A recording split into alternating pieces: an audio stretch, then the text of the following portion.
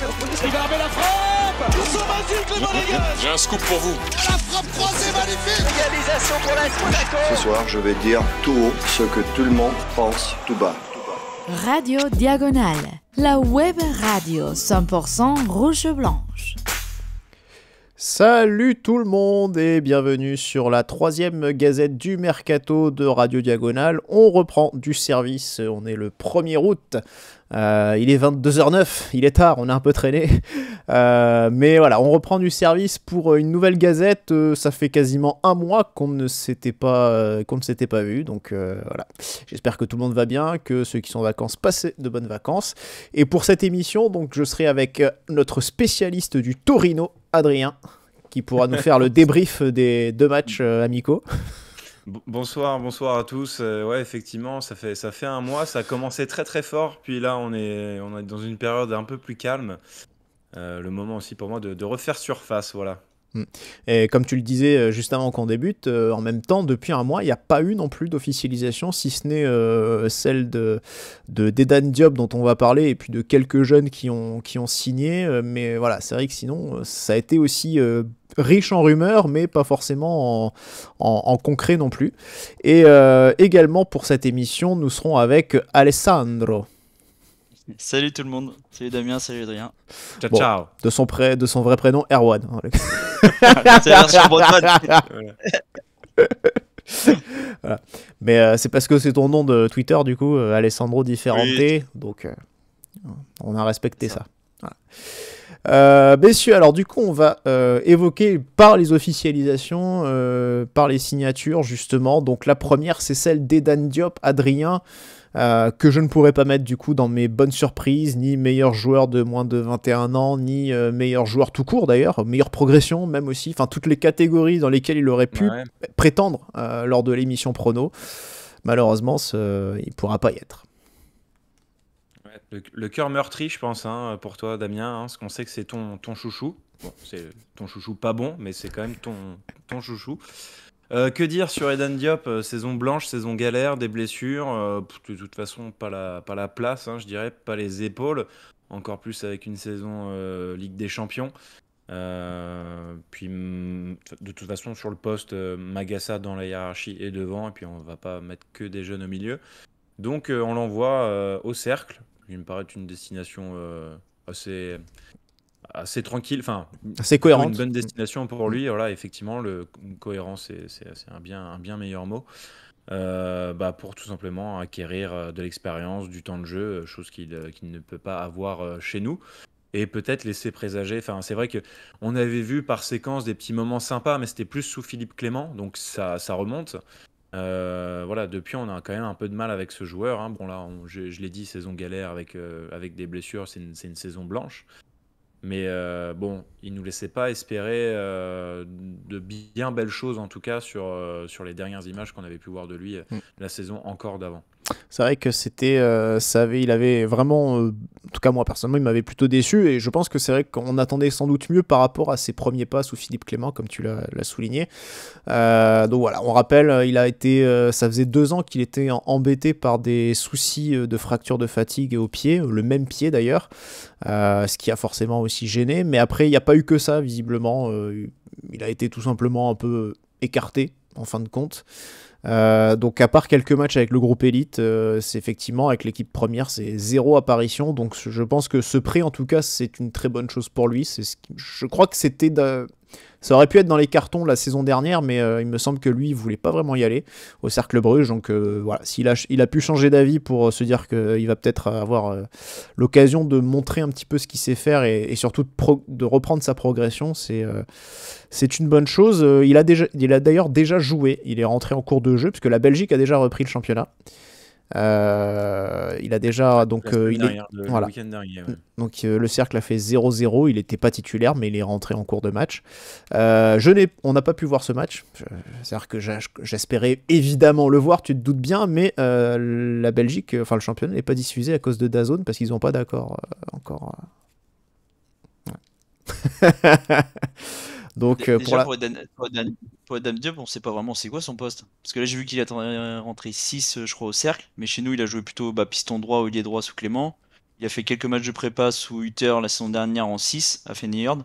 Mais au final, on sait même pas ce que c'est son vrai poste. Et ce qui est intéressant en parlant de ça, c'est que contre le Cercle Bruges, justement, le premier match amical de la préparation, donc c'était le 11 juillet, il a joué défenseur central en seconde période. Mais il n'y a pas un diéta du pauvre. Ouais. Mais bon, à la base, c'est un milieu offensif. Hein. C'est plutôt profil 8-10. Et potentiellement, mais aussi capable de jouer milieu de côté. Donc, mais pas du tout un profil défensif normalement au départ. Donc voilà. Je pense que pour moi, bon, hein, quand tu fais un peu tout le terrain, bref. Bah, ça veut dire que finalement t'as les qualités pour jouer un peu de partout, mais pas non plus pour t'imposer vraiment un endroit. Donc c'est moyen partout et bon nulle part, quoi, comme on dit. mais bon, voilà. Donc moi je le vois plus dans un milieu, dans un milieu 6-8, on va dire, ce poste-là. Mais après, on verra bien sa progression. Parmi les autres signatures qu'on a pu voir, c'est l'arrivée d'Oumar Konaté, donc qui est arrivé ivoirien, qui a signé un contrat professionnel pour 3 saisons et qui va jouer cette saison avec le groupe Élite. Donc voilà, petite arrivée, Oumar Konaté, âgé de 18 ans, qui avait déjà disputé un match amical avec l'ASM contre la réserve de Bordeaux la saison dernière. Il avait d'ailleurs marqué. Donc là, un nouveau renfort pour l'académie en attendant de le voir percer. Il s'était révélé au mondial de Montaigu avec la sélection ivoirienne. Ouais, je sais. Et au festival de Toulon. Voilà. Donc voilà. Bon, je pense pas que vous avez pas d'avis dessus. Non, pas encore. Bien joué. Adrien, spécialiste du Torino, je vais forcément te lancer sur un départ. Alors, faut quand même expliquer pourquoi spécialiste du Torino. C'est parce que dans un bilan, dans un fantasy mercato, j'étais allé chercher 2 joueurs du Torino. Donc, c'était Thomas Rincon au milieu et je crois que c'était Armando Izzo, le défenseur central. Voilà. Maintenant qu'on a expliqué ce petit clin d'œil, tu me lances sur quel... Vas-y. Sur Lorenzo Carvalho. Sur quelle mine je vais marcher maintenant. Voilà. Alors, Lorenzo Carvalho, merci. Donc voilà, donc c'est un prêt au Torino. Pas du tout. C'est un départ, il était même pas sous contrat professionnel. Voilà, donc on est vraiment obligé de... Oui, non, bon, okay. Non, c'est juste pour l'évoquer. Voilà. Je tiens statistique le concernant qui me fait beaucoup marrer, c'est que depuis que je tiens les chiffres sur l'académie, il a pris plus de cartons qu'il n'a marqué de but. Pour un attaquant, c'est quand même plutôt cocasse. Voilà. Mais il s'est engagé avec le Torino, ça nous rappellera Steve Pino. Pareil, qui n'avait pas signé de contrat pro et qui était parti au Torino. On l'embrasse, Steve Pino. Il a raison, il a fait une belle carrière derrière en plus. Donc, s'il nous écoute. Mais d'ailleurs, ça me fait penser aussi à... comment s'appelait-il ? C'était Sandro Bertolucci aussi, qui avait choisi de partir sans signer pro pour aller jouer en Italie. Et on a également Kylian Carcenti, alors lui qui n'était pas conservé par contre, et qui était parti qui actuellement joue à la Lazio, dans les équipes jeunes. Donc voilà. J'ai visiblement l'Italie, nouvel Eldorado des jeunes de l'AS Monaco. Parmi les autres arrivées, enfin les arrivées plutôt, on a donc des contrats stagiaires, donc c'est pas des contrats pro, on va juste les évoquer. Donc Axel Dekrenis, gardien de 16 ans qui arrive en provenance du Servette, gardien franco-suisse, il a la double nationalité, mais il a opté pour la France après un match avec la Suisse, avec les U16. Donc pareil, ça va jouer chez les U19. David Dune, irlandais, qui a déjà débuté en professionnel. Au championnat d'Irlande, il était avec Cork City, donc pareil, 16 ans, joueur assez précoce, qui va lui aussi renforcer les U19, donc il a signé un contrat aspirant, pas un contrat professionnel. Et enfin Jassim Djeloul, donc ça c'est le lien, l'association Saint-Priest AS Monaco qui fait son office avec donc ce jeune joueur de 17 ans, milieu offensif, qui a signé et qui, comme aspirant également, et qui donc va évoluer dans les catégories jeunes. Voilà, ça c'est les petites officialisations qu'on a eues. Donc bon, on est j'allais dire, non, c'est un peu méchant, j'allais dire on est sur du menu fretin, c'est pas très gentil. On est sur, voilà, on n'est pas sur la. C'est sûr qu'il y a un mois, on officialisait Pogba, c'était. C'était autre chose. Voilà, on passe de Pogba, Fati à ça. C'est vrai qu'il faut bien se mouiller la nuque. Alors, chers auditeurs, restez. Hein, il y a des sujets qui vont revenir. Et puis, voilà, il y a quand même de l'activité plus dans le sens des départs. Donc voilà, là, on fait juste un petit écrémage. Et on y vient justement à ce deuxième sujet, du coup. Ce sujet, c'est Lucas plutôt, Radecki, je ne sais pas, Radeski peut-être, jurisprudence Majewski, je ne sais pas. Mais en tout cas, voilà, c'est le sujet chaud, on va dire. Monaco, donc on le sait, s'est lancé sur la piste du gardien. Et il semblerait que ce soit donc le portier du Bayer Leverkusen qui devrait arriver à l'AS Monaco. Alors, est-ce que c'est le gardien dont Monaco avait besoin? Messieurs, je vous pose la question. On n'a pas d'officialisation, mais on peut imaginer peut-être, Alessandro, que ce sera quand même lui, que la situation, les négociations devraient aboutir avec le Bayer. Ouais, c'est en bonne voie là. Il y a encore une info qui est sortie cet après-midi pour dire que son père, qui est aussi son agent, avait rencontré le directeur sportif de Leverkusen pour négocier son départ. Lui, il veut absolument rejoindre Monaco parce qu'il a une place de titulaire qui l'attend, alors qu'à Leverkusen, il serait numéro 2. Donc c'est aussi pour ça qu'il est lui ouvert au départ. Après, concernant son niveau, c'est dur à dire parce que personne ne l'a vu réellement jouer. Moi, le seul souvenir, quand j'ai vu son nom en premier, j'ai pensé directement à la boulette qu'il avait fait contre nous. Ouais. Mbolo le presse et ça finit dans le but. Et ça va être le match où on gagne 3-2 là-bas, avec le but de Dissassi à la dernière minute de mémoire. Donc moi j'ai pensé directement à ça. Du coup j'ai demandé à un spécialiste, à un supporter de Leverkusen qui est aussi journaliste, donc c'est Julien Yelch. Je lui ai demandé ce qu'il en pensait.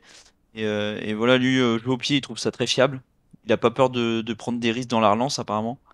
Et après il le trouve effectivement solide sur sa ligne et imposant dans le domaine aérien, ce qui nous fait souvent défaut depuis pas mal de saisons. Et puis mine de rien, ce qui va changer par rapport aux gardiens qu'on a, que ce soit Konomeiki, c'est que je pense que c'est quand même un leader.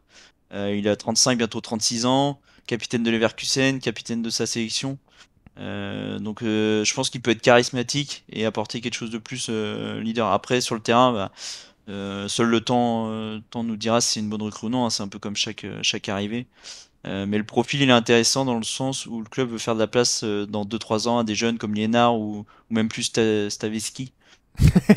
Encore un. Ouais, encore un qui. Mais non, dans l'idée, si on suit la logique du club, c'est vrai que c'est plus logique de prendre un gars de 35 ans qui arrive sur la fin, qui va faire 1 ou 2 saisons, plutôt que reprendre un gars qui a 26-27 ans à la queue et puis pas avoir de progression réelle, quoi. Après, c'est vrai qu'on a eu des pistes avec des joueurs assez âgés, comme David De Gea justement, Ter Stegen qui a refusé. Donc c'est vrai que voilà, il y a eu aussi ces profils-là, Adrien justement. Il y a eu des pistes. Enfin, moi je vais me mettre avant même de reparler un petit peu du profil, mais à la place du supporter, est-ce qu'on est déçu finalement de voir arriver cette nouvelle? Enfin, c'est vrai que on a été un peu hypé. Il y a eu Petrovic de Strasbourg, mais qui finalement je crois a signé à Bournemouth. Bournemouth, tout à fait, ouais. On a eu quoi? Bon, il y avait un gardien turc. Bon, là, on connaît pas trop, donc on n'est pas trop hypé. Mais bon, il y avait Bulka aussi au début. Toutes ces pistes-là du début, moi, me plaisaient bien. Après, là, on parle de Radecki. Bon, il faut quand même dire qu'il a été champion avec Leverkusen, mais je pense que le supporter monégasque est finalement peut-être un peu déçu en se disant ah ouais, merde, attends, on va choper un gardien de 35 ans en soi. Qui en aura 36 en novembre. Sur ce poste-là, moi, ça me dérange pas trop. Bon, on a déjà fait, voilà, on a souvent eu des vieux. Bon, alors, le dernier en date, c'est quand même De Sanctis, et c'était une belle passoire. Mais tout ça pour dire que sur le poste, ouais, bon, 35 piges, ok, il commence à se faire de viso. Tu as dit qu'il est sur ses 36. Mais moi, je dis juste qu'on est quand même le 1er août et qu'on sait que le premier chantier, c'est ton gardien. Et que c'est toujours. En fait, moi c'est plus ça qui me dérange. Ouais, la saison reprend dans 15 jours. Hein, on est, voilà, Ok, c'est très bien. Pogba, enfin, c'est superbe. Tout ça, pour moi, ça, c'est des extras, c'est des grosses cerises sur le gâteau. Mais en fait, le premier truc qu'on devait aller. Enfin, le premier nom coché, ce qui devait être fait depuis le début, en fait, c'est le gardien, parce qu'on sait très bien qu'on va pas continuer avec les deux. Donc je trouve ça quand même bizarre que ça traîne autant et qu'on mène autant de temps pour officialiser quand même le poste le plus important sur lequel on doit travailler, quoi. C'est vrai que comme tu le rappelles, hein, la saison elle commence dans 2 semaines. Et on a joué 6 matchs amicaux sur 8.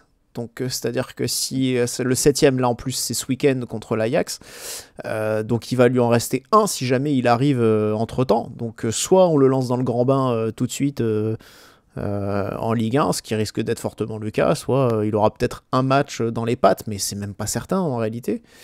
Donc oui, ça effectivement à ce niveau-là c'est plutôt inquiétant. En plus Alessandro, je me rappelle, si on se regarde, on a tendance à traîner quand on sait qu'on a des dossiers prioritaires. On se rappelle du cas du milieu de terrain cet hiver, c'était la même chose, on se retrouve... C'est le cas le plus parlant où t'attends 6 mois pour te dire bah non, il nous faut un milieu, et t'attends encore 30 jours pour aller chercher Al-Musrati à la fin de la fin, alors que tu peux le faire début janvier, ou trouver un milieu en tout cas début janvier, surtout du niveau d'Al-Musrati au final qui nous a apporté quoi, on va retenir quoi, un but à Saint-Etienne et encore. Et un carton rouge contre Benfica. Et un carton rouge, ouais, voilà, c'est ça. 2 cartons jaunes. Mais après, je préfère quand même, pour revenir au profil de Radecki, je préfère quand même aller chercher un gars comme ça qui va peut-être coûter 2 à 4 millions de transferts, là c'est en négociation, plus un salaire dans nos grilles salariales, qu'un Ter Stegen est beaucoup plus cher, et qui en plus, là, au final, heureusement qu'on l'a pas pris, parce qu'il va se faire opérer, je crois, donc il va être absent plusieurs semaines, voire plusieurs mois. Plusieurs mois, ouais. Donc c'est vrai que tu prends un Ter Stegen qui se pète 15 jours après tu l'es pris avec un énorme salaire, ça problème de dos il me semble pour le Ter Stegen. C'est ça, ouais. Ouais, donc clairement c'était de toute façon que Ter Stegen, entre guillemets, la piste elle n'a pas eu le temps de vivre, hein, puisque il avait refusé déjà depuis un moment. Donc quand c'était ressorti tout ça, moi des échos que j'avais eu déjà au mois de juin, c'est Monaco avait tenté Onana et Ter Stegen, les deux avaient refusé. Donc après, est-ce que Monaco les avait relancés entre temps? Mais bon, ils peuvent changer d'avis, je suis d'accord, mais... Après, voilà, pour revenir sur le fait, voilà, 35 piges, on voit bien que ça s'inscrit aussi dans cette nouvelle politique de recrutement, à savoir, voilà, des mecs, on cherche aussi des leaders, parce que les jeunes, on les a déjà, et qui ont une mentalité, voilà, de gang, vraiment, de leader. Alors, pas charismatique, peut-être pas jusqu'à là, quoique le mec est quand même capitaine de la sélection et de son club, donc... voilà, en tout cas, ça s'inscrit dans cette nouvelle politique, et ça conforte on se rappelle, les dires de Scuro. C'est ça, il voulait mettre de l'expérience. Alors effectivement, là, il en a mis pas mal, puisqu'on a donc d'ailleurs Pogba et potentiellement, probablement Radecki. Ouais, et je dirais même quand même, Fati, même s'il est jeune, il a quand même une expérience, avec une expérience à l'étranger qui a foiré. Mais voilà, le gars, il a un petit peu de vécu, il a voyagé un petit peu, donc il n'arrive pas avec un statut de jeune, tu vois. Et puis il sait ce que c'est un grand club aussi. Donc voilà, c'est vrai qu'au quotidien, peut-être qu'il a pu s'en imprégner aussi quelque part, et que si ça rejaillit, ça pourra aussi imprégner un peu le vestiaire, quoi. Mais oui, et puis t'as Zakaria, Kerrer, des mecs qui ont pris 1 an de plus au final. Donc forcément ça compte aussi. Alors, en tout cas, moi je posais la question donc à Alexis Menu, correspondant en Allemagne pour l'équipe, et il me disait que c'est une bonne recrue pour le vestiaire. Maintenant après, voilà, c'est un joueur qui est quand même capable du meilleur comme du pire, mais qui quand même continue de jouer à un niveau pas mal. Donc voilà. Donc on verra bien évidemment ce que ça va donner. Moi, ce qui me chagrine... Ça fait flipper quand même quand tu dis du meilleur comme du pire. Tu sais très bien que... qui fera des boulettes. Voilà. Chez nous, c'est souvent le pire, généralement. Voilà. Et nous, on a besoin juste d'un mec qui nous assure un truc, un niveau, tu vois, sur 34 journées. Bah oui, et qu'on limite les erreurs, parce qu'au final... Oui, Philippe Keun, il a fait des bons matchs, mais le problème c'est qu'après, un match contre Brest, il se chie complètement. Et je vais pas parler de la saison encore d'avant, pour sa première, il était capable de faire des bonnes performances, mais le problème c'est qu'il y avait de manière trop régulière, des petites fautes de main qui coûtent des buts, qui coûtent des points. Et voilà,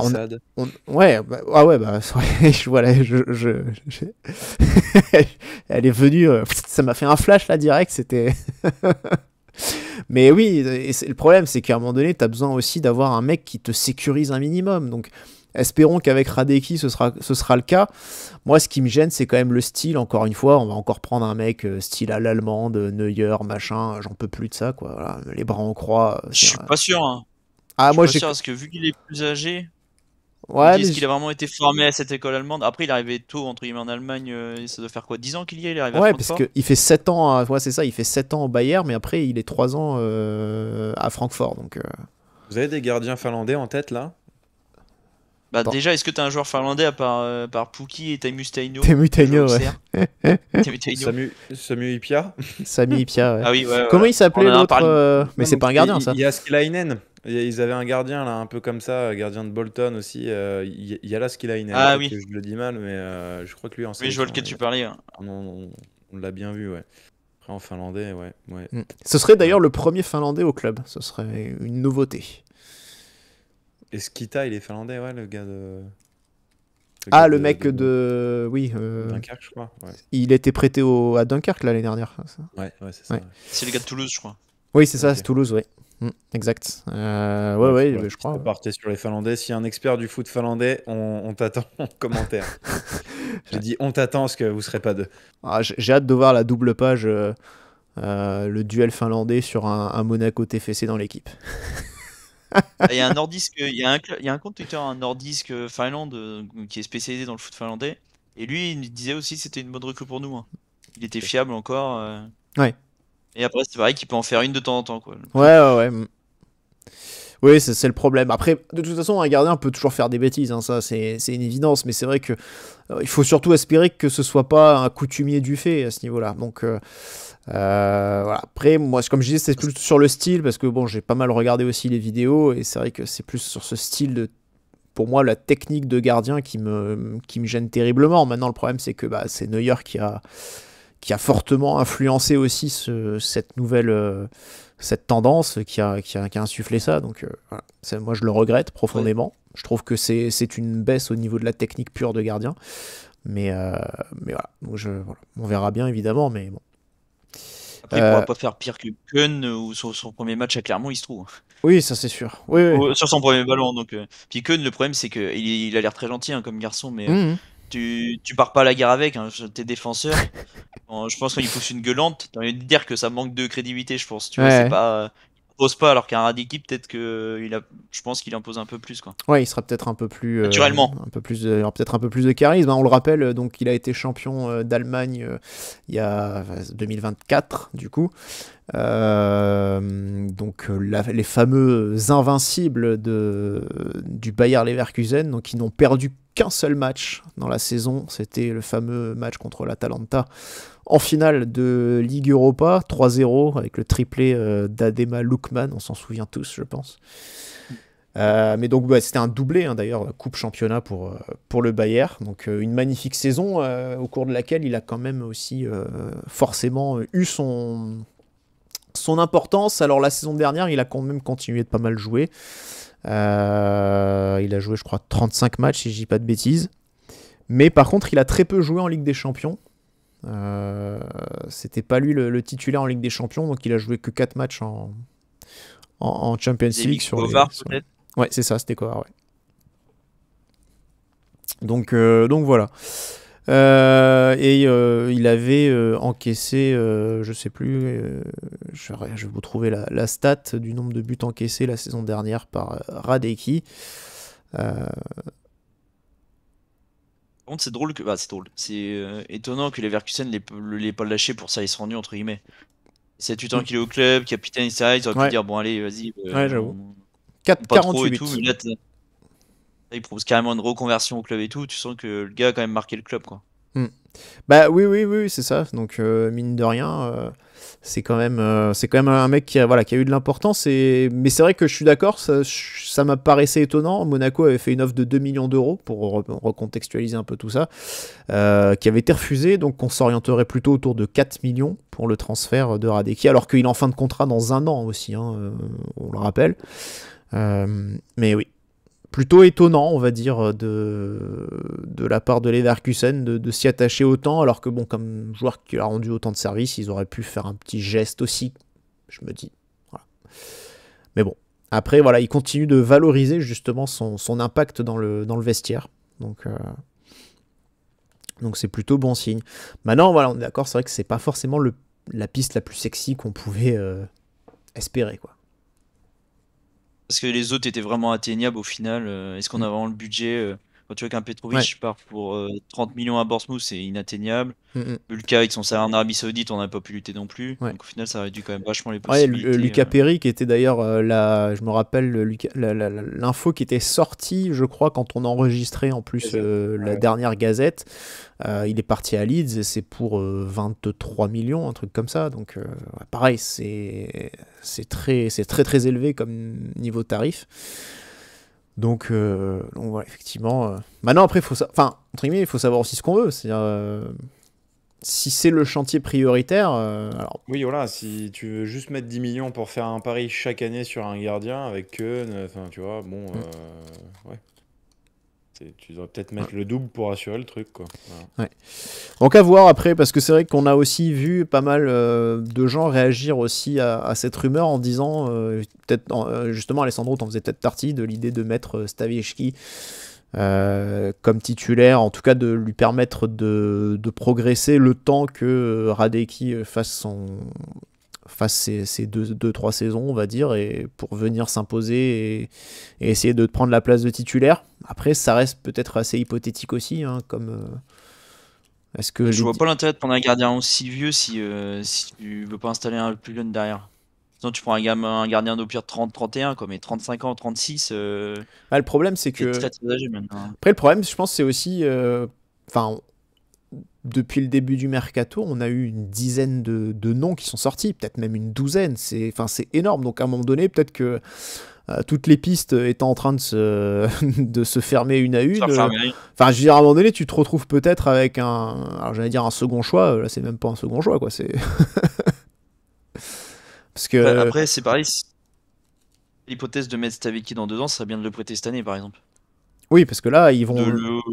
laisser numéro 3, ça n'a aucun intérêt, à part lui faire goûter la tribune et puis le groupe pro en déplacement, ça n'a aucun intérêt autant l'envoyer en prêt, alors peut-être en Ligue 2 ou en N1 minimum, mais de l'envoyer en prêt. Ouais. Oui, parce que l'idée, effectivement, c'était plutôt de l'introniser en tant que numéro 3 à la place de Liénard, dont on va évidemment reparler aussi. Mais oui, c'est vrai que troisième gardien, au final, à part en Ligue des Champions, il est jamais sur le banc. Enfin, il est sur le banc, il est jamais sur la feuille de match. Mais voilà, donc a priori, c'est vrai que c'est un intérêt plutôt limité, même si il n'a que 18 ans, donc c'est bien qu'il vive ça aussi, mais je pense qu'il a surtout besoin de jouer aussi pour progresser. Donc voilà. Bon, en tout cas, on va attendre maintenant les nouvelles, savoir comment se concluent ces négociations. Alors, on enregistre vendredi soir, bon, c'est le week-end, donc a priori, je pense que lundi, il y a officialisation. Ouais. Ou dimanche 19h, tu vois, histoire de... juste après l'Ajax. Classique enregistrement de Gazette, il y a un truc qui tombe le lendemain. Il y aura Boisbré aussi, on va en parler justement, ce sera le prochain sujet. Juste avant, du coup, pour rester sur les gardiens, on déroge un petit peu à la dernière partie sur les autres rumeurs, mais là, visiblement, c'était quand même peut-être beaucoup plus que des rumeurs, c'était assez concret. C'était le cas Liénard, donc Liénard faux départ finalement. Il était annoncé du côté de Montpellier. Alors, pour le coup, je ne m'attendais vraiment pas à ce genre d'infos. Donc, prêté pour 1 an à Montpellier. Et avec la possibilité de jouer comme numéro 1. Donc, être numéro 1 en Ligue 2, quand tu as passé 3 ans à pas jouer un match en tant que troisième gardien, je me dis c'est inespéré, quoi. C'était trop beau pour être vrai. c'est ça, voilà. Non mais oui, c'est vrai que c'était étonnant, surtout que Montpellier c'est quand même un club qui va viser la remontée logiquement parce qu'ils viennent de descendre. C'est pas comme si c'était un promu de N1. C'est oui, possible. Oui, à la rigueur tu te dis pourquoi pas. Ouais. Et au final, ça risque de, ça a capoté. Hein. Ça a été tué dans l'œuf au bout de 2-3 jours. Mais c'est vrai que ça aurait été le prêt idéal pour tout le monde. Nous on prête notre gardien, lui il joue. Et en plus en Ligue 2 dans une équipe normalement qui vit de haut de tableau. Donc non, ça aurait été. Ouais, parce que, franchement, au mieux du mieux pour lui, je voyais qu'un club de national, quoi. Je veux dire, quel club de Ligue 2 va lui... Parce que le compte est parti à Fulham, hein, pour préciser. Mais quel club de Ligue 2 va faire confiance à un mec qui n'a pas joué un match depuis 3 ans, ou alors si, des matchs amicaux avec le groupe élite. Franchement... Je sais pas sur quoi ils l'ont observé d'ailleurs, hein. Parce que le groupe élite, à moins qu'ils peuvent envoyer des émissaires sur un match de groupe élite, mais c'est même pas la réalité du... Ouais, après, du ils sont filmés, donc ils ont droit à des extraits vidéo. Enfin, ils peuvent avoir des extraits vidéo, donc oui, ils peuvent éventuellement les envoyer, mais il y a quelques émissaires qui, je pense certains qui arrivent à rentrer un peu, voilà, par l'entrejambe, ils arrivent à se glisser en tribune, tu vois. Maintenant, oui, je suis d'accord qu'il y a, enfin, même avec le groupe élite, il a pas beaucoup joué en réalité, hein. Il a joué peut-être 10 matchs à tout péter. Donc ça fait pas beaucoup d'occasions aussi pour l'observer. Donc voilà. Donc apparemment ça a capoté pour un problème de prise en charge du salaire. Ce que je trouve pour le coup très bête si c'est vraiment le cas. Oui, pour le coup c'est vraiment très bête parce que dans tous les cas, si il reste chez toi, tu auras le salaire à payer, il jouera pas. Donc autant l'envoyer en prêt, puis... Au pire, de faire 50-50, il n'y a pas non plus un salaire énorme. Donc, voilà, c'est ça. Non, c'est ça. C'est ça, c'est pas un gros salaire. Donc, bon, a priori, je me dis quand même, on doit être capable de pouvoir l'assumer sans non plus se mettre dans le rouge. Hein. Mais bon. Ouais, c'est ça, hein, vouloir recruter Pogba. Hein, bah voilà. Le déséquilibre salarial qui se crée. Voilà. On en est là. Donc voilà, malheureusement, bon, on espère une issue positive, hein, pour Liénard. Alors si c'est pas Montpellier, club quand même mal géré aussi, mais si c'est pas Montpellier, on peut lui souhaiter peut-être ailleurs. En tout cas, on peut lui souhaiter de jouer. Il a joué les deux matchs amicaux, hein, contre le Cercle Bruges et là le dernier match contre le Torino. Bon, il n'y a pas eu grand chose à dire. Il a encaissé un but là hier. Petite frayeur à un moment donné aussi, je crois, sur une sortie, mais bon, sinon, pas eu grand chose à faire non plus. De toute façon, il va falloir que lui parte en prêt et Maïki parte de façon définitive ou un prêt avec option d'achat, mais il faut déjà en enlever 2, quoi. Si tu pars du principe qu'il y aura des qui arrivent, que Keun reste en 2, parce qu'il a dit, c'est au mois de juin, je crois qu'il a dit dans l'équipe qu'il a fait une interview. Ouais. Il a été assez malin pour le coup aussi, de balancer en premier qu'il était prêt à rester numéro 2. Ouais. Ça, Maïki peut pas faire la même interview derrière en disant moi aussi je veux rester numéro 2. Bon, après, je suis pas sûr qu'il ait envie de la faire, parce que. Voilà. On sait, hein, depuis 2 ans ou 3 ans que lui veut jouer, donc il veut être numéro 1, il est pas là pour être doublure. J'étais assez étonné qu'il reste l'an dernier comme doublure, hein, justement, de Keun, sans doute parce qu'il avait pas beaucoup mieux à se mettre sous la dent à ce moment-là, en retour de près de Bruges. Mais bon, derrière, il a gagné sa place. Il a réussi à gagner sa place, donc finalement, c'était un bon calcul en fin de compte, mais bon, ce genre de situation, ça n'arrive quand même pas non plus tous les ans. C'est quand même assez peu fréquent de voir un gardien numéro 2 dépasser le numéro 1 et prendre sa place en cours de saison. Donc voilà, mais bon, il a reperdu derrière, donc voilà, je pense que clairement, l'idée, c'est de lui trouver une porte de sortie et de garder Keun, qui a l'air en tout cas d'avoir beaucoup plus envie de rester pour au moins essayer de faire semblant de se battre pour être titulaire. Voilà. Adrien, est-ce que tu as quelque chose à rajouter sur les gardiens? Non. Non. Eh ben alors du coup, on va... Faut qu'il y en ait un qui dégage quand même de chez nous, hein, mais ouais.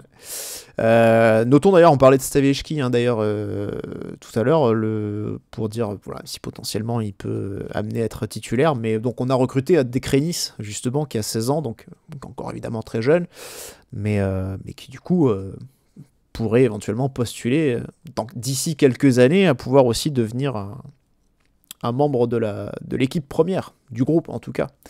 Donc voilà, même pour Stavieshki finalement c'est pas c'est pas dit que tout soit si tracé que ça.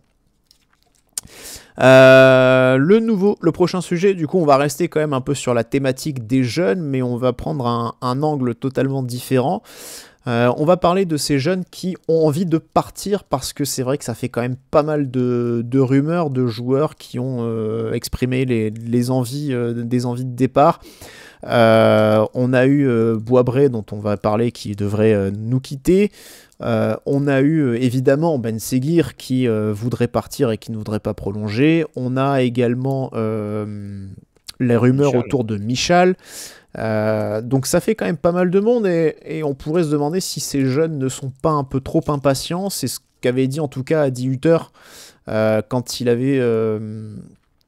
c'était à l'issue d'un des matchs amicaux, je me souviens plus exactement après quel match, est-ce que c'était après Nottingham ou Coventry, je sais plus. Enfin, il avait reproché quand même un peu à Boisbré d'être trop impatient, mais qu'il aurait bien aimé justement pouvoir compter sur lui. Il disait voilà, parfois les jeunes n'ont pas la patience nécessaire. Donc voilà. On devrait enregistrer le départ de Boisbré, Adrien, et le moins qu'on puisse dire, c'est que ça donne peut-être aussi l'impression d'un certain gâchis. Un certain gâchis et surtout une histoire qui se répète, où on n'arrive peut-être pas à garder des joueurs issus de notre centre quand même, qu'on façonne, à qui on donne les premières clés, quoi, et finalement on n'en tire pas profit. Avant même de parler de Boisbré, moi ça me refait penser aux histoires qu'Efrem Turam, Enzo Mio, Lisandro Olmeta. On a eu pas mal en fait de jeunes prometteurs qui ont eu envie de se barrer. Et pour autant, ils n'ont pas eu du temps de jeu tout de suite en arrivant dans des clubs moins, à l'échelle en dessous, hein, et donc Stuttgart, Nice et Lille, pour les 3 joueurs que j'ai cités. Et ça se traduit pas par tout de suite une place de titulaire là où ils arrivent. Donc je trouve ça dommage. Et pour Boisbré, il a eu sa chance. Hutter a essayé un petit peu avec lui à 4 reprises, hein, et à chaque fois Après, c'était 0. Je suis d'accord. Donc, Après, est-ce qu'on peut dire que 4 matchs, c'est avoir sa chance? Il y en a qui ont même pas une, tu vois. Donc Ouais. et on est après tout, on est Monaco. Non, mais je veux dire, il y a quand même du monde. Il y a déjà des postes occupés par des jeunes. Donc tu peux pas non plus te faire une équipe de jeunes. Tu vois, c'est pas possible. On a notre groupe élite pour ça. Donc l'idée, c'est d'en intégrer 1-2 par saison, petit à petit. Qui viennent manger à la table des grands. Et Boisbré, c'était quand même le cas, parce qu'il y a un beau parcours quand même, que ce soit avec les sélections de jeunes, il y a de la Youth League, voilà, il y a eu... On le présente vraiment comme un crack, quoi. Bah oui, ouais. Donc, nous, on n'a pas pu voir ça malheureusement sur des matchs de Ligue 1. Ouais. On n'a rien vu de tout ça.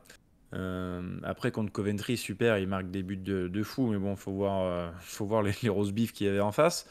Donc bon, je trouve juste que c'est du gâchis, mais en fait, je suis plus déçu du comportement des jeunes qui sont au final formés chez nous et qui se disent pas, bon tiens, je vais réessayer une saison de plus, tu vois. Que Thuram se barre, franchement, je pense qu'il avait sa place après la saison cataclysmique qu'on avait vécue. Donc voilà, hein, moi je regardais juste par curiosité ce qu'il avait fait chez nous. Il avait fait 2 matchs de Ligue des Champions quand Henry en avait plus rien à foutre. Donc il devait avoir Dortmund et l'Atlético. Puis sinon il y a rien en Ligue 1. Le gars, il a joué 80 minutes en une saison. Donc je peux comprendre la frustration. On a eu aussi failli avoir le cas avec Akliouche, hein, qui voulait se barrer sans prolonger. Voilà, c'est juste ça, parce que je remarque que le Olmeta, en fait, il a rien fait. Il a joué avec les équipes de jeunes cette année. Bon, là, il est prêté à Bastia, ouais. mais on aurait très bien pu faire la même chose avec lui, en fait. Donc je sais pas, en fait, tu t'attends à être titulaire à Monaco, ou je comprends pas trop leur mode de fonctionnement, en tout cas. Après, Olmeta, c'est un Et, peu différent. Je crois que son père voulait pas qu'il signe à Monaco comme professionnel. C'est un peu... Ancien Marseillais, ok. il a Bon, peut-être... c'est un voilà. casse-couille, Ouais. C'était encore peut-être un dossier un peu différent. Mais après, le problème, c'est qu'il y a quand même beaucoup de gens qui veulent partir. Est-ce que c'est aussi un hasard? Je veux dire, qu'on ne donne pas assez de chance aux jeunes, bon, peut-être, pourquoi pas. C'est vrai que sur le secteur offensif, si on pense à Boisbré ou Michal, par exemple, c'est bouché, parce qu'il y a des Golovin, Minamino, Akliouche, Ben Seguir, plus tous les attaquants. Il faut laisser la place forcément à ces joueurs-là qui sont vraiment les titulaires ou dans la rotation directe. Maintenant, c'est vrai que moi, c'est le cas qui m'interroge le plus, c'est pourquoi un garçon comme Michal, par exemple, aurait envie de partir. Il a joué 12 matchs la saison dernière, 13, je sais plus, 13. Il a eu du temps de jeu, et pendant 2 mois, il disparaît. Il disparaît complètement des radars. Peut-être qu'en termes de gestion, on pourrait aussi faire mieux. Ouais, après, on n'est pas aux séances d'entraînement aussi non plus. On n'est pas là toute la semaine, on voit juste les prestations en match.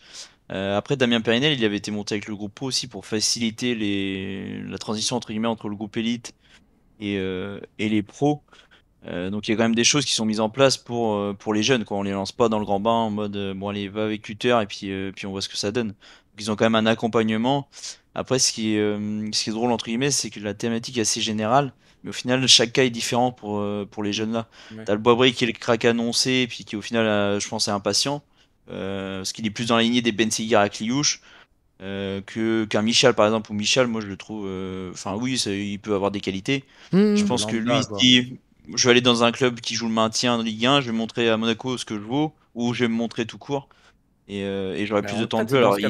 Dans ce cas-là, le prêt est très bien. Alors, ouais, lui c'est ce qu'il veut, mais je pense que le club doit pas forcément trop croire en lui, parce que si c'est un départ, c'est une vente, donc ouais, c'est ça. Mais par contre, pour revenir sur le cas Boisbré, moi j'applaudis Skoro tous les jours, dans le sens où le gars ne veut pas prolonger, donc il lui reste 1 an de contrat, et on arrive à tirer 12 millions, 10 plus 2, c'est un pourcentage à la vente.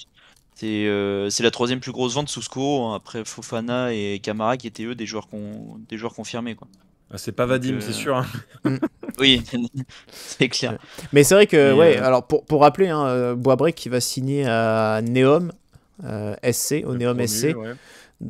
Donc c'est le club de la ville fantôme de Neom, là, je sais pas quoi, promu en première division saoudienne cette année, donc qui investit beaucoup, qui a recruté Boulka, qui a recruté Lacazette, qui est coaché par Christophe Galtier.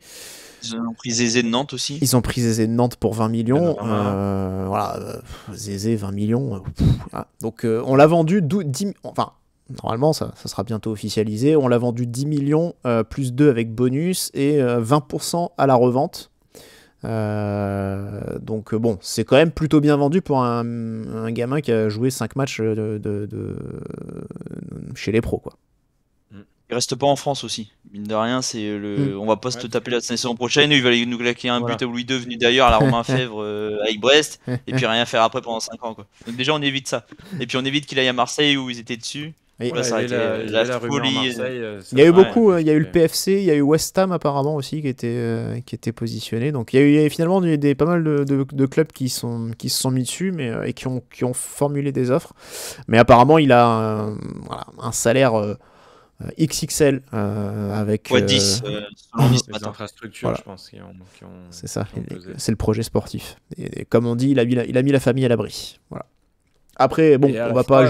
On doit se mettre à la place du joueur, enfin, et de son entourage, hein, qui va même l'entourage, surtout à cet âge-là, a quand même une place prépondérante dans la décision. Ils vont dire, bah vas-y, hein, enfin, tu fais 2 ans là-bas. Je pense que bon, le choix de carrière en soi, on n'a pas du tout à critiquer. Enfin, je veux dire, il a choisi cette option-là et ça peut complètement se comprendre.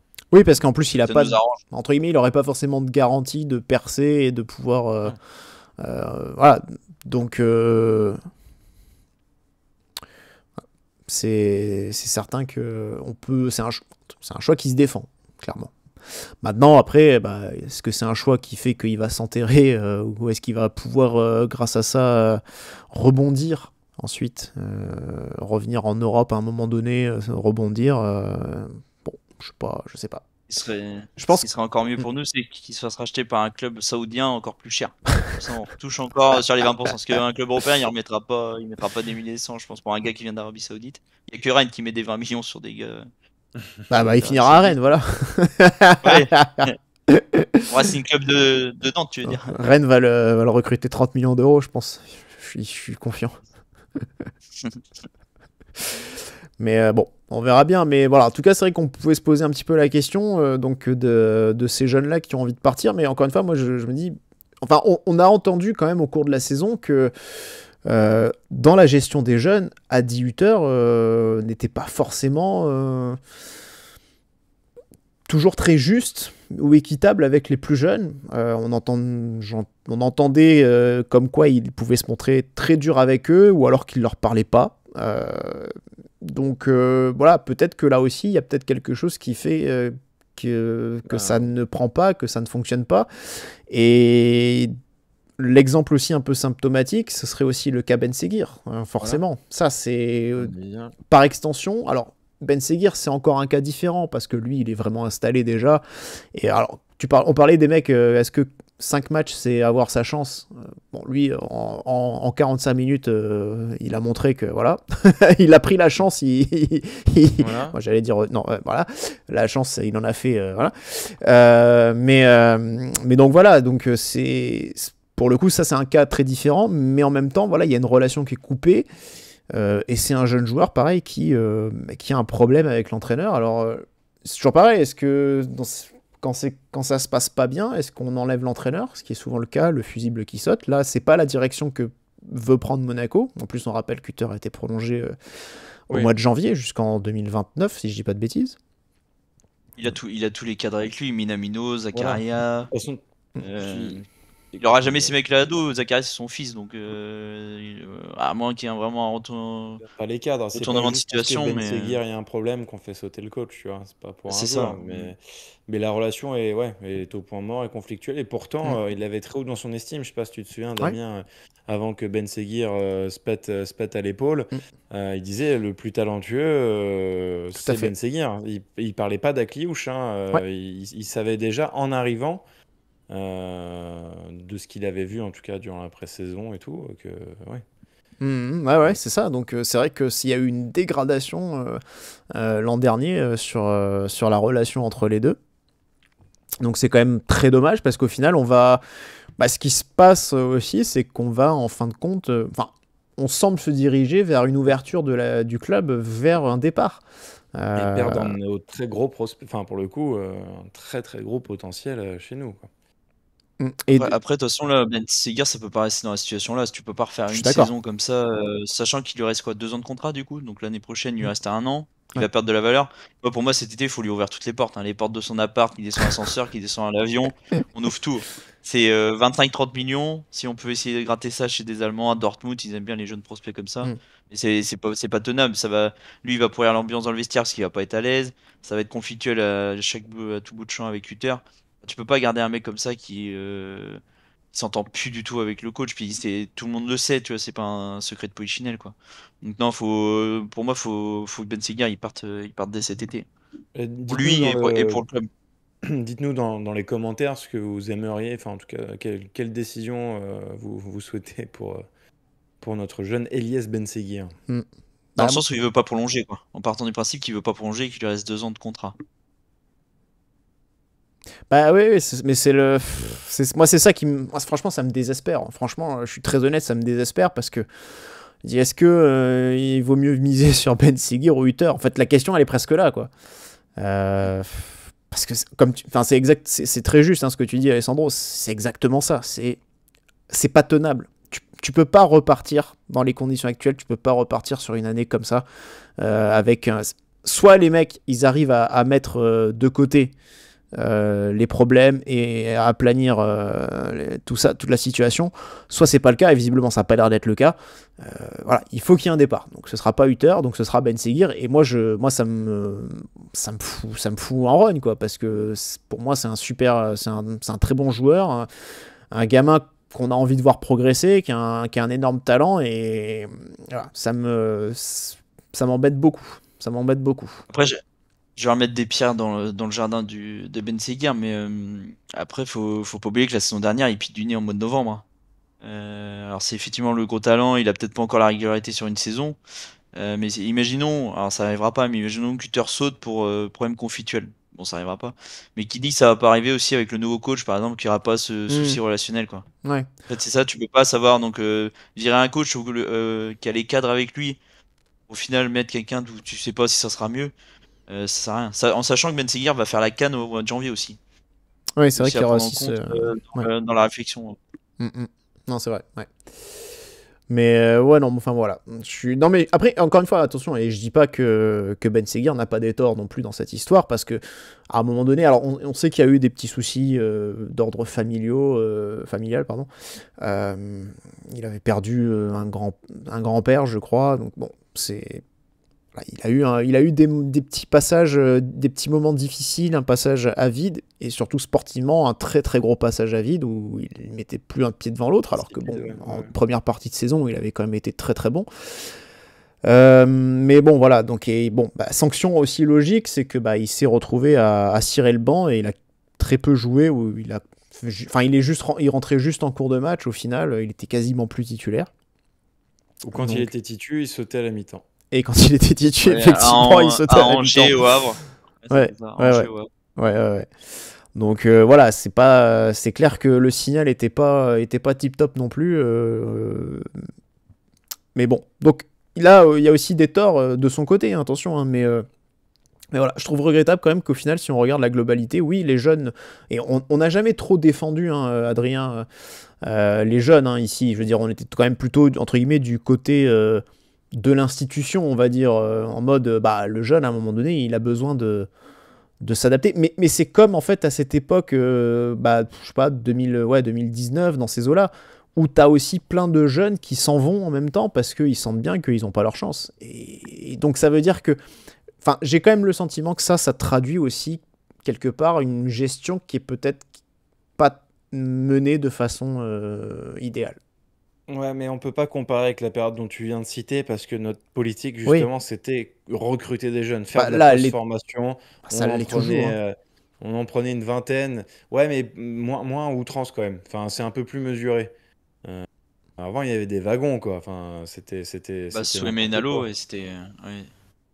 Il y avait les Colina, les Robert Navarro, les Jonathan Panzo. Matazo, au final, c'est le seul qui a... T'avais Diop aussi, et Isidore qui venait de Rennes à l'époque. Mais c'est par paquet, quoi. Ouais. Donc là, ça l'est quand même un peu moins. Enfin, en tout cas, encore plus sur ce mercato, en tout cas. Mais bon, enfin, en tout cas, moi, ce serait un énorme gâchis, finalement, de pas remettre Ben Seguir sur les bons rails ou de le voir partir. Parce que moi, je suis sûr que ça reste quand même un talent. Le pire, c'est que j'ai revu là cette vidéo de la reprise, je crois, et donc Ben Seguir qui arrive, et donc il est de dos et tout, mais t'as Hutter qui rigole avec lui, entre guillemets, donc je me suis dit, merde, putain, c'est possible. Moi, quoi. J'ai eu la naïveté de me dire, allez, c'est bon, ils partent tous en vacances 15 jours, 3 semaines, ils vont revenir, tout va être oublié. Ouais. Et puis au final, c'est un peu comme quand t'es élève et que tu t'aimes pas un prof, puis tu le retrouves un mois après, ça change rien, quoi. Enfin, le relationnel, malheureusement, c'est pas les vacances qui font que, quoi. Sachant que là, il était blessé en plus au quadriceps, alors est-ce qu'il va être remis aussi le temps d'absence, donc... Ouais, il y a aussi, alors ça, voilà, il y a ça pour l'instant, en plus, il y a une petite alerte musculaire au quadriceps, donc il n'avait pas joué contre l'Arminia Bielefeld, il n'avait pas fait le déplacement, et il a pas non plus joué contre le Torino. Voilà. Après, oui, contre le Torino. Après, voilà, pour qu'il parte, il faut aussi des offres, donc il va falloir aussi... il va falloir qu'il y ait les bonnes offres. Monaco demanderait 50 millions, c'est quand même énorme. Maintenant, voilà, en termes de potentiel, je pense qu'on mise aussi beaucoup plus sur un potentiel, encore qu'il a montré quand même des choses. Hein, mais je veux dire, Désiré Doué qui part à 50 millions au PSG, je pense pas qu'il avait montré plus à Rennes que ce que Ben Seguir a montré avec Monaco. Donc a priori, c'est pas un montant qui serait non plus totalement déconnant. Non, Désiré Doué à Rennes, c'était pas aussi fort, je pense quand même. Il n'y a pas de Ligue des Champions. Que par période, quoi. Ouais, que par période, sur quelques matchs. Mais c'était peut-être moins régulier, déjà que Ben Seguir ne l'est pas forcément. Donc. On regardait moins Rennes aussi, mais quand, moi, je regarde. Quand il jouait contre nous, il nous mettait quand même... bon. Après, ça reste après, je suis d'accord, c'est un super joueur. Ça reste Rennes, hein, c'est bon. Pas non plus, tu vois. Voilà. Et après Désiré Doué, ils auront Samon Boisbré, peut-être, Rennes. Dans 2 ans. Dans 2 ans. Enfin... non, parce qu'il a pas joué à Nantes ou à Lens, donc ça les intéresse pas. Ouais. Enfin voilà, en tout cas, ce qu'on pouvait dire du coup sur ces jeunes-là, bon, on espère quand même que certains vont quand même finir par rester, que peut-être certaines solutions vont être trouvées. On verra bien. En tout cas, ce que ça montre aussi, c'est que déjà, on l'a dit, il y a un secteur offensif qui est très très fourni. Là, pour l'instant, c'est même, on va dire, assez bouché. Il y a quand même aujourd'hui principalement les rumeurs qui concernent quand même des joueurs offensifs, encore une fois. On va les évoquer. Alors, dans l'ordre, hein, pêle-mêle, hein, je vous les donne tous. On a eu Timothy Weah, on a eu Johan Bakayoko, qui donc lui s'est engagé avec Leipzig. On a eu Bilal El-Kanous de Leicester. Yann Diomandé, qui est aussi parti à Leipzig. On a eu Romain Mundel, qui joue à Sunderland.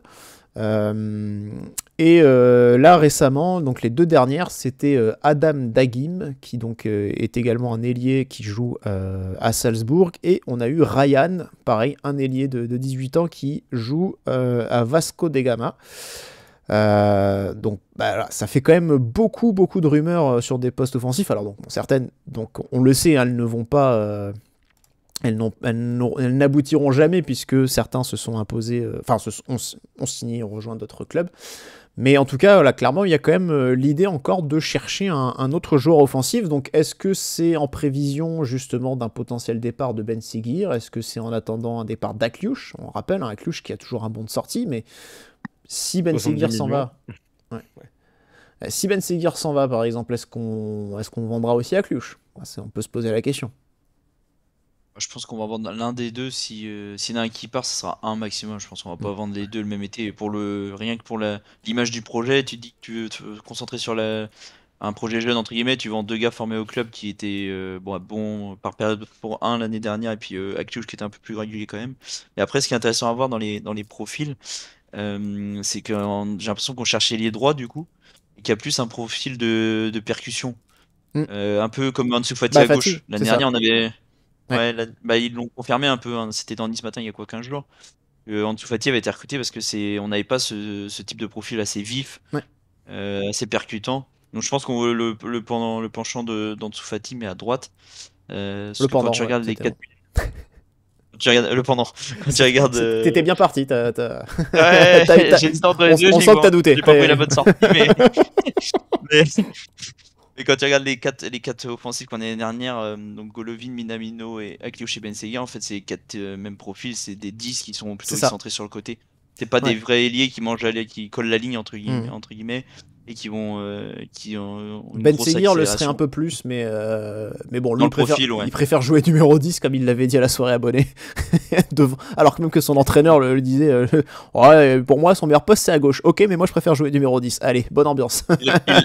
Il a mis 10 à Lens et puis on a pris 4. Ouais, bon après c'était particulier Lens évidemment d'ailleurs. Le débrief d'ailleurs, vous pouvez retrouver le débrief du match. Non, je déconne. Du match de Lens. Mais non, je pense qu'on c'était rideau là. On cherche le même profil à droite, quoi. C'est juste ça. Donc on va vendre un des deux, entre guillemets, plus discréteur pour prendre un ailier. J'espère que c'est un ailier droit plus effectivement comme Ansu Fati qui est à gauche qu'un Gelson Martin bis. Parce qu'il y a un monde où c'est un Gelson Martin bis qui arrive.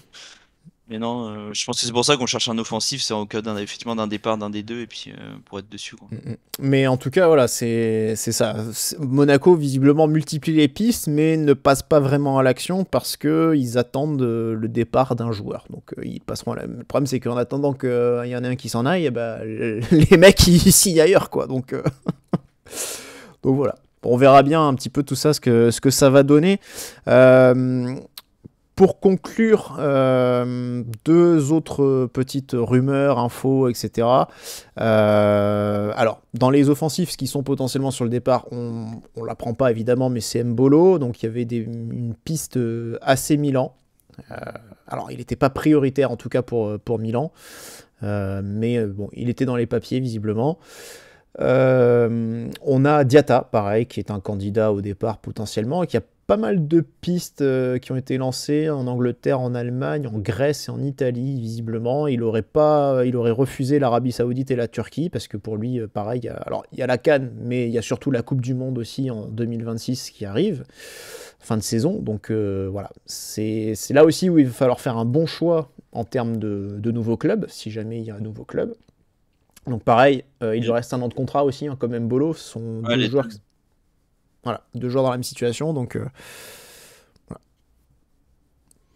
Et Mbolo, je suis vraiment 50-50. T'as les 50% qui voient le Mbolo de la saison dernière qui rate un but tout fait, et t'as les 50% d'autres qui me disent il est quand même utile pour Bires devant, et il peut quand même faire déménager des défenses adverses. Et au final, je suis pas sûr qu'Inikena soit dans ce profil-là, même si c'est un peu dans la même carrure, entre guillemets. Donc c'est vrai que, en fait, si Mbolo part sur des matchs, on se dira, ah, et si Mbolo avait été là, il nous aurait fait du bien.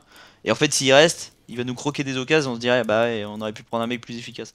Donc en fait, t'as l'impression qu'il n'y a pas de bon choix et pas de mauvais. C'est bizarre avec lui comme situation. Oui, et puis au final, c'est aussi, tu vas le faire jouer peut-être un peu plus en retrait, presque un peu comme numéro 10, alors que tu as déjà pas mal de joueurs offensifs, milieux offensifs qui peuvent assumer aussi ce poste-là, ce rôle-là. Donc voilà.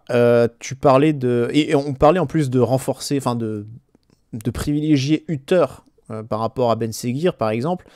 Là, si tu lui enlèves Mbolo, d'une certaine manière, c'est aussi un peu l'affaiblir, quelque part.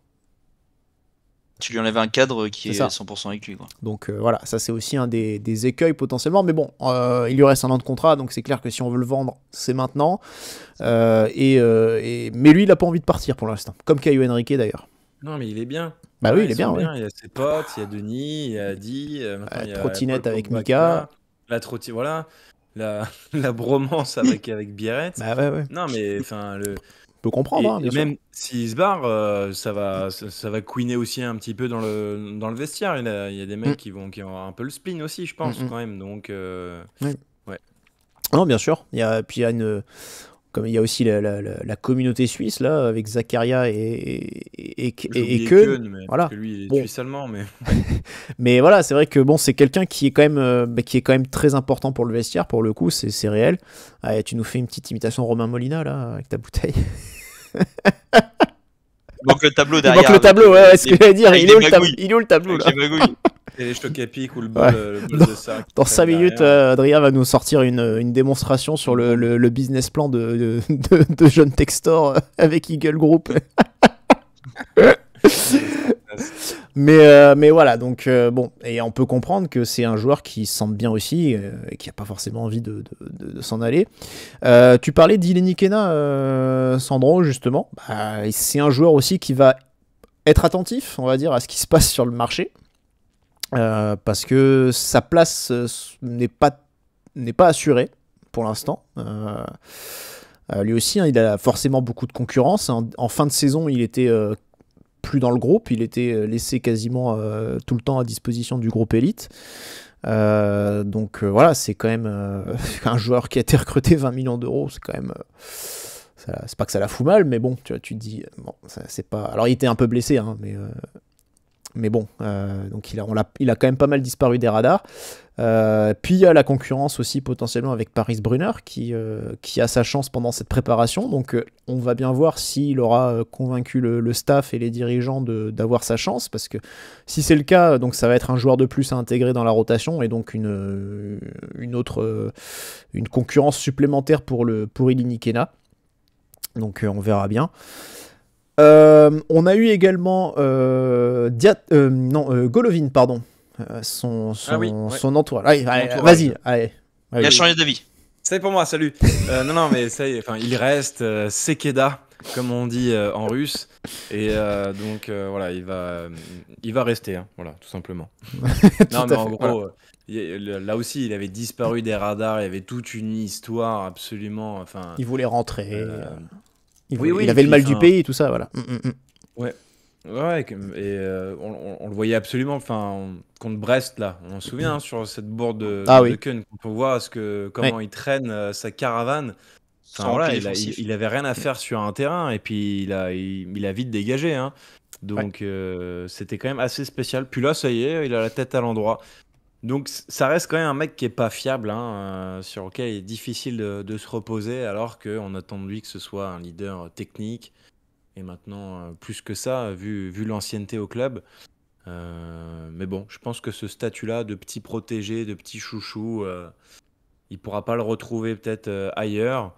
Donc il a un petit confort à Monaco. Il a une belle place dorée. Ouais. Petite info. Petite info Golovin, alors vous prenez pas, mais il a changé d'équipementier, maintenant il joue avec des chaussures Mizuno. Le gars est corporate. Je sais pas, mais bon, alors, je sais pas, j'ai l'impression d'être le seul à remarquer ça, mais le gars ne fait jamais ses lacets. Et après, il se plaint d'avoir des entorses de la cheville. En même temps, si tu ne sers pas tes chaussures. Il est tellement contradictoire. Enfin, ce joueur, moi, je le trouve absolument fou quand même. Et c'est pour moi un joueur qui aurait pu... Vas-y. C'est qu'on a 20 gars dans le staff, il n'y en a pas un qui va lui dire fais tes lacets, quoi. Je veux dire, sur chaque photo, tu vois le gars, même en match, hein, il a toujours ses lacets de défait. Et après, tu vois, Golovin s'est blessé à la cheville, il sera à 5 à 6 semaines. Ah oui, c'est sûr, si le pied tient pas dans la chaussure, déjà ça aide pas. Déjà que le gars est fragile de base. Ouais. Pour moi, c'est un joueur de foot des années 80. Ouais. Tout comme Müller. Müller est un joueur à l'ancienne, tu vois. C'est typiquement le genre de joueur de. Il y a eu Patrick Müller. Hein. Non, plus Thomas, mais ça peut peut-être coller aussi. Ouais. Il y a eu un podcast, là, le dernier épisode de Big Five, justement, un petit focus sur l'équipe, sur Müller, mais plus globalement sur les joueurs qui font toute leur carrière dans un même club. Mais c'était du coup le thème était suggéré aussi par l'arrêt de Thomas Müller avec le Bayern, forcément. Voilà. Donc ce que ne fera pas a priori Ben Seguir ou Simon Boisbray. Tu parlais des offensifs juste avant, tu parlais des offensifs, il y en a un qu'on a oublié, c'est notre Myron. Que va-t-il devenir? Oh oui, putain, oui. Oui, parce que non, mais je l'ai pas. Non, c'est persona non grata à la turbie, donc. Je l'ai pas oublié, c'est juste qu'il n'y a pas de rumeur. Oui. C'est surtout ça le problème. Il est encore vivant. Il est passé dire bonjour à tout le monde à la turbie. Ouais. Mais c'est vrai que non, mais t'as totalement raison, c'est qu'on a tendance à l'oublier parce qu'il n'est pas apparu une seule fois dans un groupe. Je pense qu'il s'entraîne à part, tout simplement. J'imagine le binôme Jordan Tézé, Myron Boadou en principauté là, en train de sortir et bouffer n'importe quoi là, ça va être magique ça. Il lui reste 1 an de contrat en plus, je crois, à Boadou. Hein. Donc, c'était pas 2027 ? Je crois qu'il lui reste 1 an, ou c'est peut-être 2027. J'avoue que dans tous les cas, on verra pas nos 18 millions. Hein. Ah oui, non, ça. Tu peux les oublier. On est Eredivisie là, je sais pas où, il va retourner à Alkmaar et puis voilà. Ouais. 2026, ouais. Ah, 2026 ? Donc on les reverra encore moins. Ah ouais, non, à moins qu'on fasse un pack avec Boisbré en disant bon, pour plus, vous pouvez avoir un Hollandais. Flying Dutch là. Mais ouais, non, c'est vrai qu'on l'oublie parce qu'en fait on ne le voit nulle part et je pense qu'il s'entraîne même pas avec le groupe en réalité, puisqu'on ne le voit sur aucune communication, photo, vidéo. Aucun des matchs amicaux, il était là, donc bon, clairement, on sait que c'est fini pour lui. Maintenant, après, s'il n'arrive pas à trouver un point de chute, on sera obligé de le réintégrer, parce que je crois que au niveau réglementairement, on peut pas écarter un joueur comme ça. Sinon, tu vas avoir les syndicats, lui. Ouais, voilà, c'est ça exactement. Donc, pour ces raisons-là, donc je pense qu'il sera quand même obligé d'être réintégré à un moment donné s'il n'arrive pas à partir. Enfin bon, en tout cas, le message est très clair, mais le problème c'est que pour l'instant, il n'y a aucune rumeur, donc voilà, il reste 1 mois pour essayer de le vendre. Dans les autres bruits qu'on a eu, alors il y a le jeune Pape Cabral qui va rester. Monaco refuse de le prêter. Lui aurait bien voulu partir en prêt. Donc il va continuer avec le groupe élite et il a quand même fait 2-3 petites apparitions avec l'équipe première sur cette préparation. Donc voilà, je pense que quand même le signal qu'on veut lui donner, c'est qu'on compte aussi sur lui pour être un joueur sur l'avenir. Donc voilà, après il a seulement 18 ans je crois, si je dis pas de bêtises, donc c'est normal qu'il arrive tout juste à peine sur la pointe des pieds, donc mais encore un joueur, tu vois, qui a envie de partir. Alors que depuis qu'il est là, il a joué une centaine de matchs depuis 3 ans avec les jeunes, tu vois, il joue quasiment tout le temps. Ça lui a permis d'être en équipe de France jeune aussi. C'est pas comme si le gars il dit bon bah si j'allais ailleurs je deviendrais peut-être l'équipe de France jeune. En plus il est capitaine je crois des 19 ou 18, donc c'est pas comme s'il avait pas c'est pas comme si on le bloquait c'est pas comme si on était un frein pour sa progression. C'est ça, je crois qu'il a fait l'UFA, c'est quoi, Nations machin chouette là, enfin Nations Cup, un truc comme ça, un truc amical organisé en Suisse, chez toi Adrien. Donc il était capitaine sur les 3 matchs. Moka Bakila avait été appelé d'ailleurs en cours de rassemblement. Et bah, on va garder ça pour la fin. Du coup, c'est Kasum Ouattara également, qui lui pourrait alors partir. On ne sait pas si le club a vraiment envie de le vendre. En tout cas, c'est ce que je vous avais dit au mois de juin, enfin pas à vous deux, mais j'avais dit dans la Gazette, la première du mois de juin, que Monaco demandait un prix très très élevé. J'avais dit c'était 2 chiffres, on m'avait dit 10, je fais non c'est plus. Effectivement, j'avais le bon numéro, c'était 15. Et donc c'est ce chiffre qui est sorti là il y a quelques jours. Monaco demande bien 15 millions d'euros pour Kasum Ouattara, donc alors, soit ils ont envie de le vendre et ils se disent... parce qu'on l'a payé 2 millions à la base, le gars. Ouais. Donc, soit ils... Et puis c'est pas... de Caio Henrique. Voilà, C'est soit pas comme s'il avait explosé les compteurs non plus pendant 1 an et demi. Quoi. Non, et puis alors pareil, lui, c'est encore un joueur qui a envie de partir en réalité parce que il joue pas. Parce qu'en fait, on vend Jacobs, mais dans la réalité, il n'est pas vraiment doublure de Caio Henrique. Même si Caio est pas bon, il joue pas beaucoup, et dès qu'il fait une erreur, il est carré et il finit avec le groupe élite. Enfin bon, voilà, Montpellier s'est dit, voilà, là c'est terminé en fait pour la saison. Oui. En fait, Hutter, à un bout d'un moment, il en a eu marre, comme Majewski Toulouse, il a fait bon, ok, c'est bon, tu vois. Sauf que 2 semaines après, il leur fait un truc, mais bon, il pouvait pas changer. Mais en termes de gestion, si à chaque fois tu sanctionnes comme ça un mec qui se porte, tu diras Mondolé, Mbolo, dans ce cas-là, tu le fais plus jouer, quoi, tu vois, avec tout ce qui te vendange, tu vois. Donc, tu vois, c'est ça aussi, et, c'est encore un joueur qui a envie de partir, alors... parce que voilà, il a fini avec le groupe élite la saison, quoi, en fin de compte. Donc voilà. Alors là, il y a pas mal de... Ouais.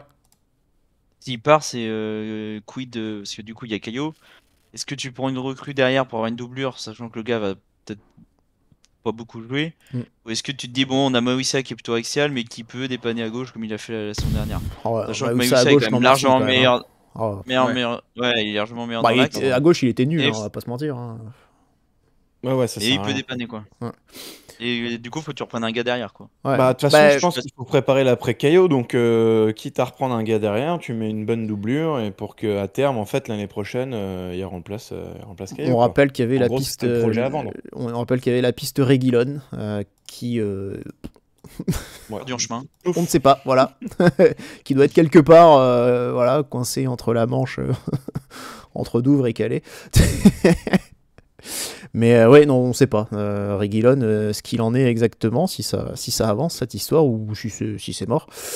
Mais oui, donc clairement, il y a besoin. Si Kasum Ouattara s'en va, t'es obligé de recruter, quoi. Enfin, a priori, sachant que dans la mesure, en plus même tu veux même pas forcément conserver Caio Henrique. À nouveau, c'est même lui qui veut pas non plus spécialement partir comme Mbolo. Donc mais il y aurait peut-être un sujet sur les latéraux à faire au final, parce que ce soit à droite comme à gauche, c'est aussi je vais pas dire illisible, mais voilà. C'est-à-dire que si t'as 2 titulaires qui sont sur le départ, en termes de doublure, t'as pas forcément ce qu'il faut non plus derrière. Et t'as pas beaucoup de pistes lancées pour recruter. Donc, voilà. Monsieur Vanderson, c'était pas très clair l'histoire de il est pas 100% physiquement ni mentalement. C'est peut-être qu'il avait des problèmes personnels, ou est-ce qu'il avait envie de partir, il a pas eu d'offre. Ouais. Il avait pas joué, là il a joué les 45 en Allemagne et 45 là contre le Torino. Non, 75 contre le Torino. Oui, c'est ça, ouais. En tout cas, en parlant du Torino, donc ça fait partie pour finir sur Ouattara, ça fait partie des clubs qui sont intéressés par Ouattara. Donc on trouve aussi les Rangers et le Celtic Glasgow, on a aussi Augsbourg, le PSV et Toulouse et Metz en Ligue 1 qui se positionnent dessus. Et lui voudrait un projet où il pourrait surtout jouer. Voilà, donc c'est pour être complet sur Ouattara. Bon, je pense qu'on est arrivé au bout de cette longue et dense gazette du Mercato. Donc on n'en le fait pas pendant un mois, c'est sûr qu'il y a quand même des choses à dire. De toute façon, un mois, ce sera la fin du mercato. Hein. Parce que ça se termine quand officiellement? C'est pas le 3 septembre ou au milieu comme d'habitude? C'est pas le 1er, je crois. Je sais plus, ou peut-être le 3 septembre. Mais oui, bon, dans tous les cas, oui. Mais non, ce serait bien qu'on essaie d'en faire une d'ici 15 jours. Ouais, on verra si Ben Seguir se casse ou pas. Par exemple. A priori, je pense qu'on aura en tout cas un gardien, je pense. Oui. Et on n'aura plus que Boisbray. Voilà. C'est-à-dire qu'un jour, ça t'emmène au débrief de Monaco-Le Havre, quasiment. Monaco-Le Havre, ouais. On fera ça le lendemain, voilà. Quand je serai rentré. Pour pouvoir le faire. Donc voilà. En tout cas, est-ce que vous avez un dernier mot à ajouter, messieurs, avant de se quitter? C'est tout bon. C'est tout bon. Et ben c'est pour moi aussi. Alors en tout cas, merci à tous de nous avoir suivis. Et puis on vous donne rendez-vous prochainement à une date indéterminée pour une prochaine gazette ou alors pour le débrief de Monaco-Le Havre. Allez, salut à tous et Daguet Monégo. Ciao ciao.